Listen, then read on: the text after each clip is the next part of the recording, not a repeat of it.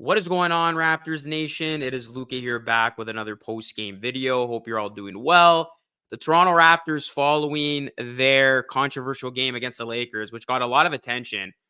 I mean, the Raptors finally got some national media attention. They got attention everywhere. I mean, even TMZ was covering the story of Darko Rajakovic calling out the officiating in the game against the Lakers. The Raptors had to quickly turn things around and get ready as they did take on the other LA team in the Los Angeles Clippers, a team that came in red hot, one of the best teams in the NBA, looking like a true title contender. And despite putting up a strong fight, they do fall short, 126 to 120 the final. We're going to talk about it. If y'all can do yourself a favor, please hit a like on the video. It helps a ton. And also, please subscribe to the channel for more Raptors content just like this. So the Raptors weren't tough going into this matchup against the Clippers. Obviously, coming off that very emotional defeat against the Lakers, second out of the back-to-back, going up against a very tough Clippers team, as I just said. And also, the Raptors were very shorthanded in this one. Not only were they missing Jakob Poeltl again, he's going to be reevaluated in a couple weeks' time, but Pascal Siakam was out of this one with back spasms. The Raptors playing it safe with Siakam, as Siakam did have that hard fall with that incident that happened with him and Taurean Prince. It looked like it hurt a lot. Siakam did stay in that game, did finish the game against the Lakers, but the Raptors sitting him out here, taking precautionary measures, which is obviously the right call on the second of a back-to-back. You wouldn't want to injure him more and run the risk of that. So the Raptors, they had to go deep tonight. They had to start Dennis Schroeder, who did get the start in place of Siakam. They did a small guard backcourt of Dennis Schroeder, Emmanuel Quickly. Then you had Barrett, Barnes, and of course, Thad Young getting the start once again. And then the Raptors ran with a 10-man rotation, as they did see Gary Trent Jr., Jonte Porter, Garrett Temple, McDaniels, and Boucher all get some minutes. So the Raptors, they fought hard in this one, guys. Honestly, not even upset with this defeat because the Raptors were there all night. This was a game for the taking. And the Raptors came into this game huge underdogs. I think the line was like 10.5. And you knew they were going to be in tough. You knew it was going to be extremely difficult for them to win this game, given the circumstances. But they were just battling all night long, blow for blow with the Clippers. So many lead changes. This was another tightly contested game, just as the one the other night. Then the Clippers did create some separation in that fourth quarter as they caught fire from three. I mean, Kawhi Leonard, fresh off his extension, he was phenomenal in this one. He had 29 points, 10 of 18 from the field, 2 of 4 from three. And then how about Paul George? He hit a dagger three there at the end when the Raptors were still knocking on the door with less than a minute to go. He had 29 points, 12 of 22 from the field, 5 of 9 from three.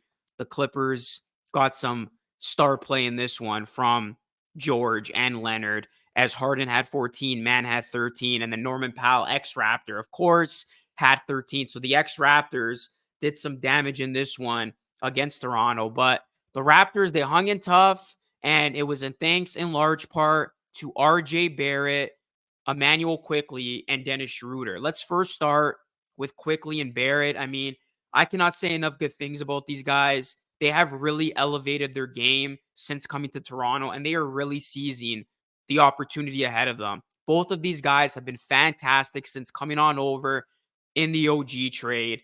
RJ Barrett continues to be so efficient, which is great to see. 24 points, 10 of 16 from the field, 4 of 6 from three, being aggressive, 5 boards, 4 assists. RJ Barrett is really looking like he wants to be the guy on this team, being the aggressive one, forcing the issue, finding his offense, being efficient.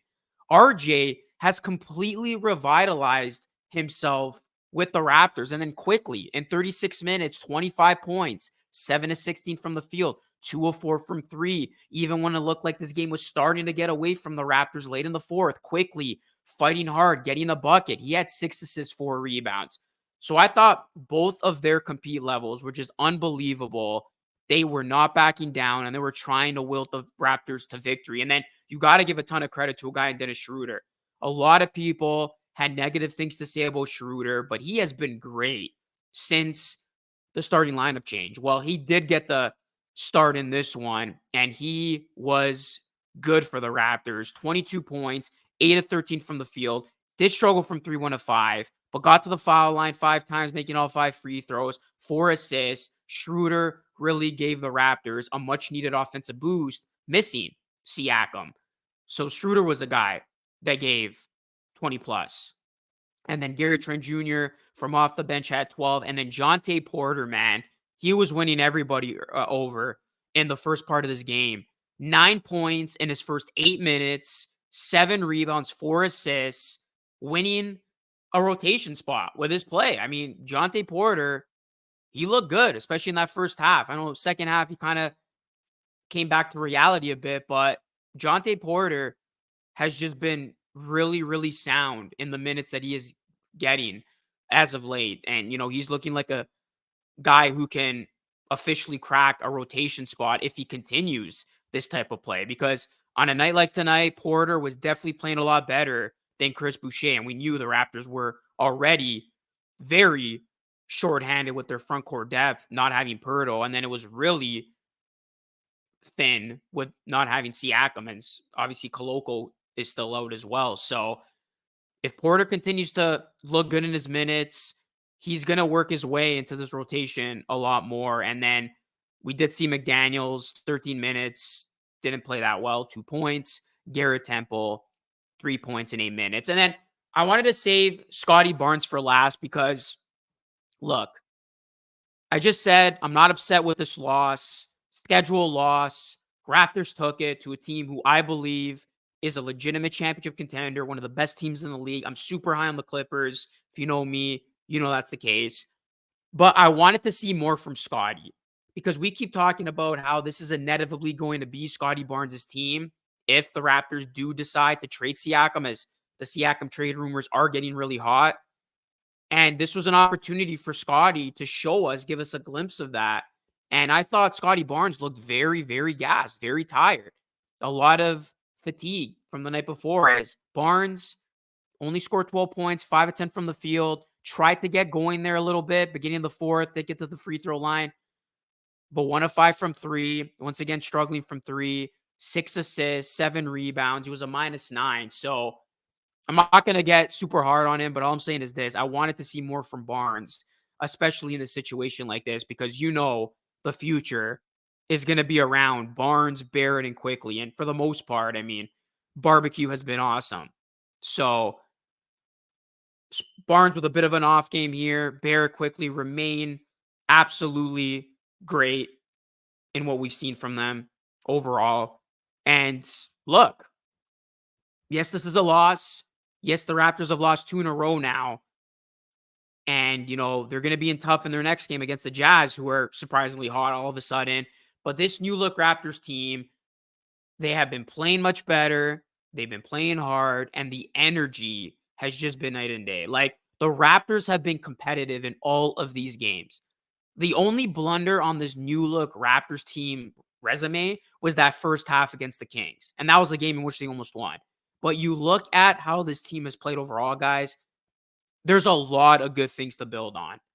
And you got to feel good about watching this version of the Raptors compared to the one that we had before the start of the new year. So, yes, a couple of losses now on this road trip, but even in defeat, the Raptors have shown a lot of good things and they have looked a lot better. So, we'll see if the Raptors can wrap up the road trip, the West Coast trip, with a win, 2-3, one final game against the Jazz. That is definitely not going to be a game you overlook because the Jazz, like I said, have been playing very good basketball. They just beat the Bucks and the Nuggets in back-to-back games. So that is a team that is just clicking. And it's funny, the Jazz have been clicking since the Raptors blew that 17-point fourth quarter lead against them. So this is going to be maybe an opportunity for the Raptors to get some revenge on the road in Salt Lake City. But yeah, that is my reaction to this game, guys. What are some of your takeaways? What do you think of this new look Raptors team overall? And what do you make of this loss? Let me know your thoughts. Hit a like on the video. Subscribe to the channel for more. That's it for me. This is Lucas signing off. Until next time, stay safe.